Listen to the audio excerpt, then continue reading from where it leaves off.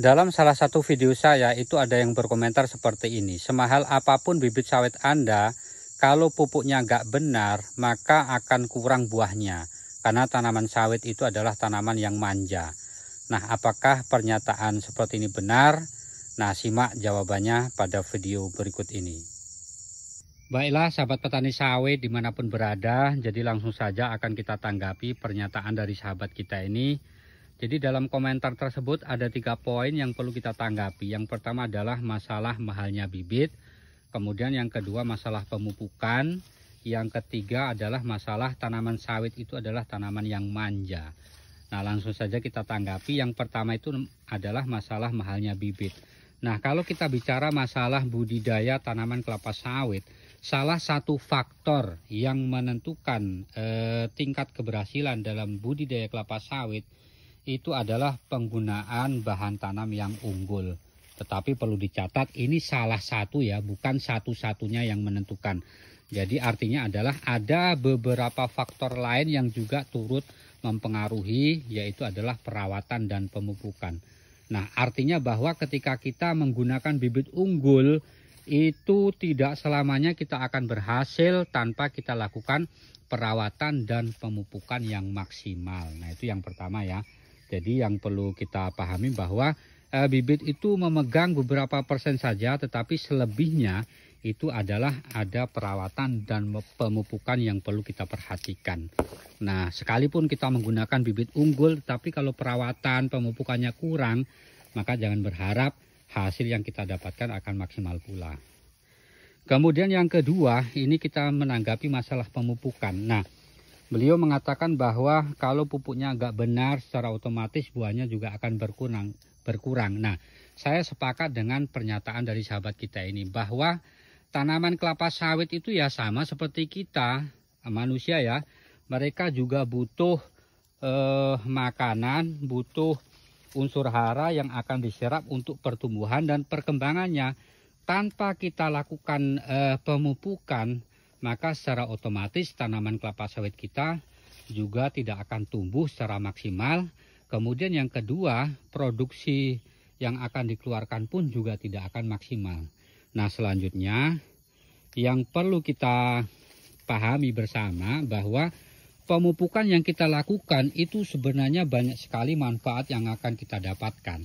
Yang pertama itu adalah pupuk yang kita berikan itu akan meningkatkan pertumbuhan dan produktivitasnya.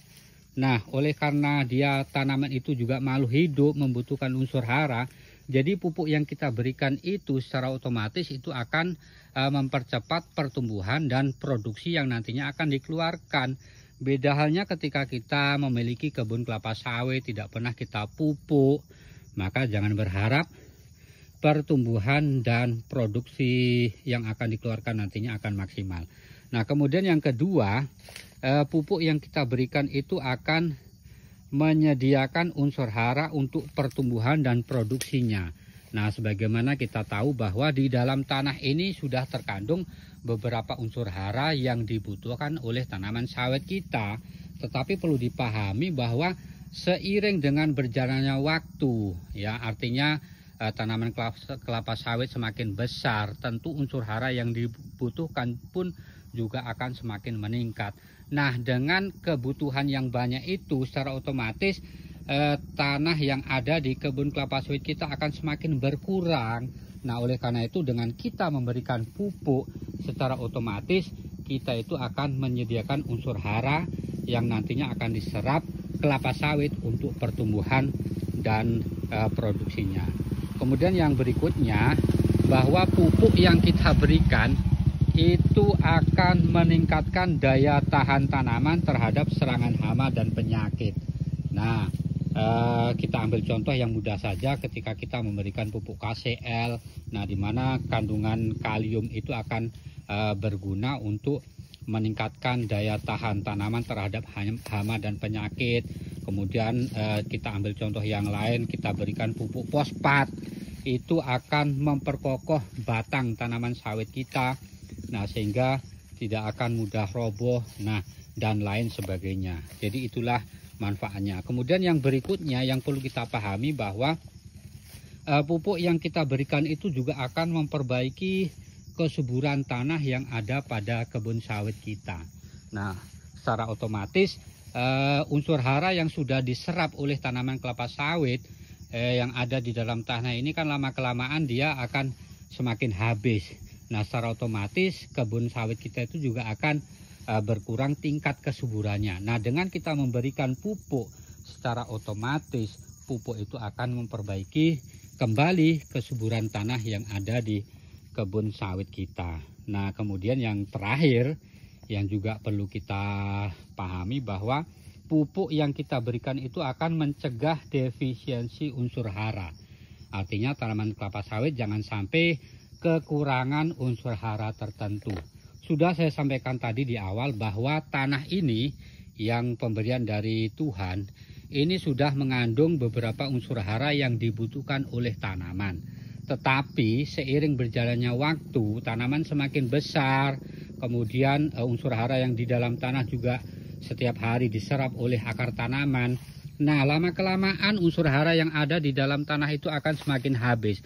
Nah, untuk mengganti unsur hara yang sudah diserap oleh tanaman sawit kita, itulah pentingnya kita memberikan pupuk sebagai penggantinya supaya tanaman sawit kita itu bisa dicegah dari kekurangan unsur haranya. Kemudian ada beberapa fakta yang menarik yang pernah saya baca dalam salah satu artikel, bahwa untuk 1 ton TBS yang kita panen itu membutuhkan beberapa unsur hara tertentu yang memang sudah diteliti. Yang pertama itu untuk kebutuhan kaliumnya itu sebesar 3,71 kilo, kemudian untuk nitrogennya sebesar 2,94 kilo, kemudian untuk kebutuhan kalsium itu 0,81, dan selanjutnya untuk unsur magnesium itu sebesar 0,73, kemudian untuk kebutuhan fosfornya itu sebanyak 0,44 kilo. Nah, oleh karena itu untuk mensuplai kebutuhan tanaman sawit kita sehingga tanaman sawit kita itu akan berproduksi secara maksimal, nah itulah pentingnya kita memberikan pupuk secara rutin. Jangan sampai tanaman sawit kita itu mengalami ketekoran.